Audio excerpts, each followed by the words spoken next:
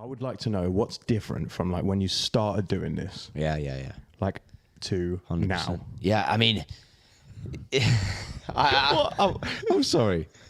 I'm not quite over the fact that you just looked at him and said, "You're some kind of clairvoyant wizard," and then you nodded. Fair. Well, listen, He's totally right. He is. I could tell you now, the fitting process on tour, very different to commercial for a start. The clubs are very different. What you can do to the clubs are very different. And Hold on, what? Yeah, Pause that for 1 second. Right. So Yeah. this is something which we spoke about a little bit. Yeah, we did. Last week. And sorry to interrupt. When you say like the clubs are very different for the tour guys, yeah.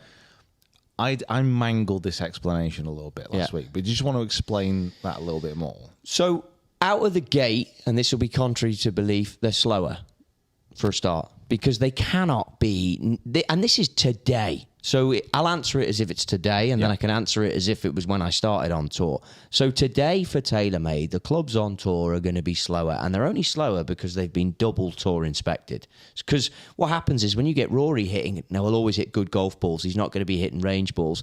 But when you get Rory hitting 150 of these golf balls, the face will creep. So we test it throughout the year, we being TaylorMade. They send R&D out 6 times a year to test the club for the coefficient of restitution, which is the bounce, the jump off the face, the trampoline, and basically make sure that thing's nowhere near illegal. Now, when Rory won the Tour Champs last year before, whenever it was, he was close, real close to the limit. You remember an Open Championship going back, we were the one Lowry won, and poor Xander Schauffele gets done for an illegal driver.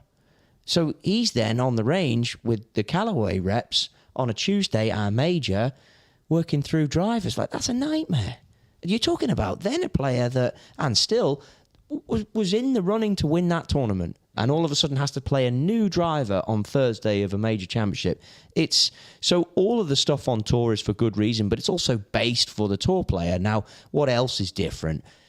Every component, every part, when you assemble it, is weighed. Like, that's the other thing. Like, when you buy a golf club, there's a tolerance because we don't know, you're selling to the man who's 6'5" to the man who's flipping 5'4". You know what I mean? So you've got to hit the. Trottie is tiny. I'm sat on a cushion. Yeah.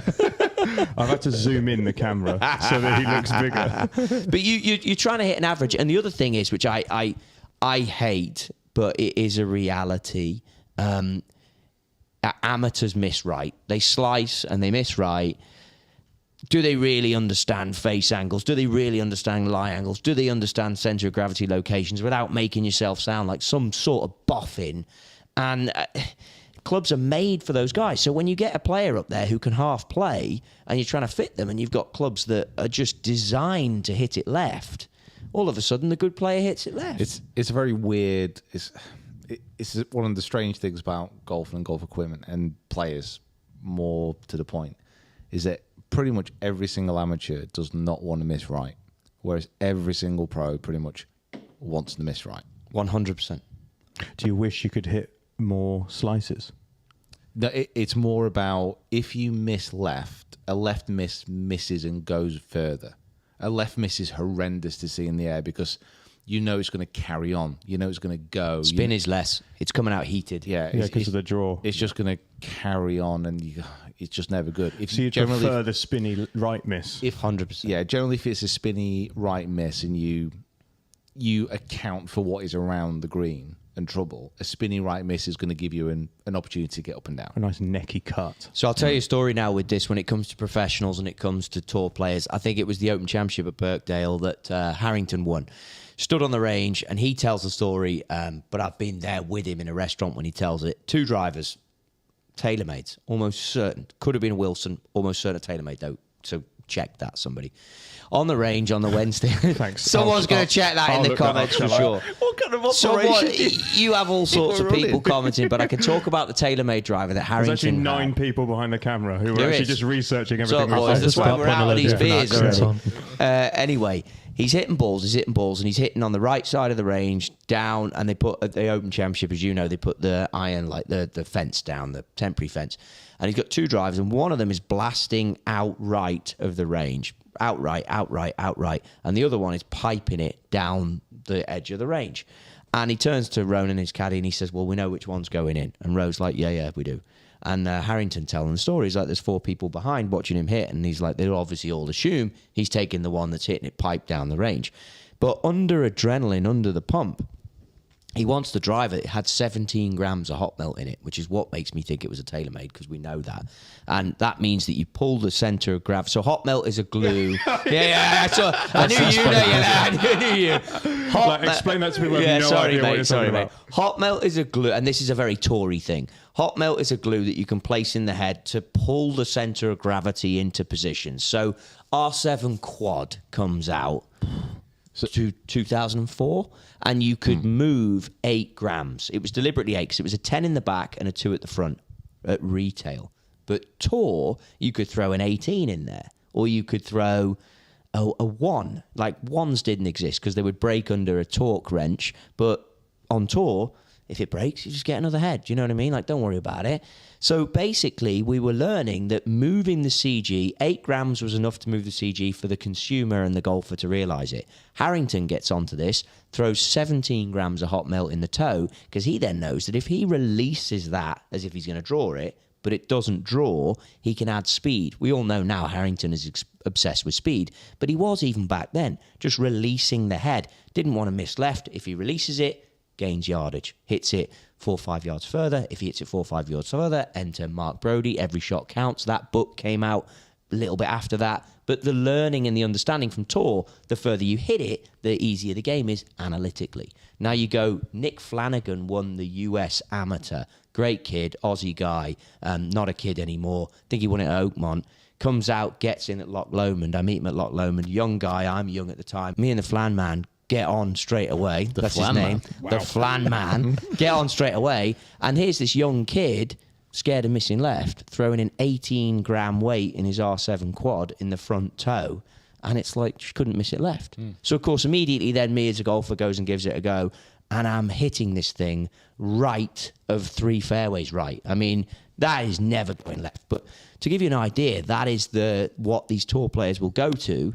And then working with them, you get sucked into the fact that they just hit it bomb straight, and you will try all this stuff. But it's great for you as a fitter. It's great for you as a teacher. It's great for you as a player to see this. And it's almost like, if I try and put it, certainly people in England will understand this, it's like sitting on the sidelines of a Premier League game every week, and you're getting to fiddle around with the tactics or mess around with the team sheet. It's amazing. If anyone wants to do it and you can get those jobs, and you like golf, and you have to be good at what you do, but they're the best jobs in the world. How many of those jobs are there in the world, though? That's the thing. Not many. Yeah. 15. And will you just retire so someone else can have it? Or Well, obviously now I've dived into a whole new world with social media. So, I mean, my spot's pretty much been filled. I could get back out, no worries, if I wanted to, because they're hard jobs to do, because you've got to travel that bit. No one wants to do that bit anymore. No. Yeah. It's like, for me, that was a privilege. But no one wants to do that anymore. Yeah, I can imagine the kids have a major effect on not wanting to go everywhere all over the place. Yeah. But at the time, I was 23, 24. And I did it for 15 to 18 years. So you do the maths. It's like, it was great. It was amazing. And look, it delayed my start into YouTube. It delayed my start into other things in my career. But if I sit here and I'm honest with you guys, I do not regret it at all. I had a great time. I saw Tom Weiskopf, Tom Watson, Ian Woosnam, Sandy Lyle, Martin Keimer, Justin Rose, Dustin Johnson, Brooks Koepka, Tiger Woods, Rory McIlroy, Colin Morikawa, Matthew Wolff. You go all through it. And you're working with these players from being a kid. You didn't mention Tommy Fleetwood. Tommy Fleetwood, I love Tommy Fleetwood. He gets an honour, he knows it. Yeah. But you're working with these people as a kid first. So you've got like the Lyles looking not down at you, but helping you understand their views on golf equipment. Then all of a sudden you're as an equal in terms of age, maybe roughly, with the Keimers, and you're on this journey with them. Like, we used to go go-karting with Martin Keimer. Every year we went to Wales, to the Celtic Manor. We'd go go-karting, and he'd just come out. He's the same, exactly the same as us. Same age, same guy. We were like, every year, go-kart, yeah, no worries. Go-karting, cool. Rosie, the same, like almost identical age group. Maybe a year older or two in the England setup. No problem. And then all of a sudden you go on again and you meet Dustin, who's just the same dude, but American. So you get to a different culture and you understand that. Obviously, I had a ton of time in Asia. So around Wirrachamp, which you guys wouldn't know, Jai D, Afi Barnrat, remember him? Kiradek, the guy with the Thai spinner, roughly a bit younger than me, but you're doing that in Thailand. So a different culture. Meet all the Aussies, all the South Africans. It's brilliant. And then you finally get to the PGA Tour and then it's like the new breed comes through. So you've seen it all before. They no longer fear the miss left. Like Morikawa, just, there is no fear. Wolfie, there is no fear. Yeah. And these guys just nuke it. As a kid at the Kingdom, the day we were there, I told you boys about it at the time. Yeah, you Unbelievable. Might, when the video comes out, you might be able to hear it in the background. But the thing is, guys, it takes a lot now in the golf world for me to get, like, I was sitting, you were doing an intro, you'd gone into the Kingdom, and I was just sat and just, on my phone and then sitting back looking, and I was watching this ball just sail out. And then to your point, I was hearing it. And I got out of my chair. I went to go and see him. And this is how great social media is. The dad is like, oh, can we get a picture with you? I looked at him and said, a picture with me? I said, are you taking the piss? I said, I want a picture with your son. I said, this kid's going to be unbelievable. Yeah, he's going to win the US Open in 5 years' time. Do you know, I've got his number, though. He direct messaged me that night. He said, I really wanted a picture. And I said, mate, you don't need a picture of me. And I gave him my phone number, and I was like, dude, if ever he says, well, we'll have to play golf. I said, I am not playing golf with you. Oh, dude, you don't want that. No, I said, you are far too good. I'm never playing golf with you. I said, I will partner with you in a game of golf, whatever you want. I said, but he said, well, do you think I could be in some video? I said, I'd be an honour to have you in a video. We'll do a fitting video. He's like, oh, next time I come down. I said, 100%. Yeah. This kid, I'm not saying anyone's a lock, but nowadays, Pete, if you can't hit it, flipping 180 ball speed, and he's cruising at 180, the game is just so different. Yeah. Like, you go back to when I was doing it back in the early 2000s, there's a fella called Miles Tunnicliffe. I don't know if you guys remember him, but he hit like little butter squeezy cuts. They're going out there 265, 270. Guy won on tour 3 or 4 times, but it's like he doesn't exist anymore this day and age. That type of player. Done. Yeah. Scott Drummond winning the PGA doesn't exist anymore. By the way, Miles Tunnicliffe, Great player, is a absolute blast from the past. That good player though. Yeah, he was. player. If you want like a definition of what 90s European tour was like, Miles Tunnicliffe is the boy. Wow. Yeah. Honestly, that is such a. I'll blast find a from the picture. past. Here's a picture. But no, you're right. I mean, the actual that kind of baseline of the young next generation. It's so speed orientated. Yeah. That's the first thing off the block, because everybody knows now that it's such a big advantage to have that ability to smash the ball out there. So that's It's where amazing. everyone's beginning. It's amazing. I had a message today from David Lynn. Do you boys remember David Lynn? Lynn, Linny? yeah. And another player, big, like sometimes 40-yard fades he did. 40-yard fades. It's like, what are you doing? But made millions playing golf. Mac Boucher. He's basically a tour version of Mac. Tour Mac Boucher. Yeah. That's wild. It's amazing, and a privilege to have those jobs, a privilege to do it for sure. Yes, the travel is a nightmare, but Pete Cowan, very famous coach on the tour, you can ask Pete any question you want, and it made Seve. I mean, I even got to speak to Seve and ask him questions. Wow. Faldo, like people that I idolised, Alathabal, and then all of a sudden you become mates with like Foley, great golf coach.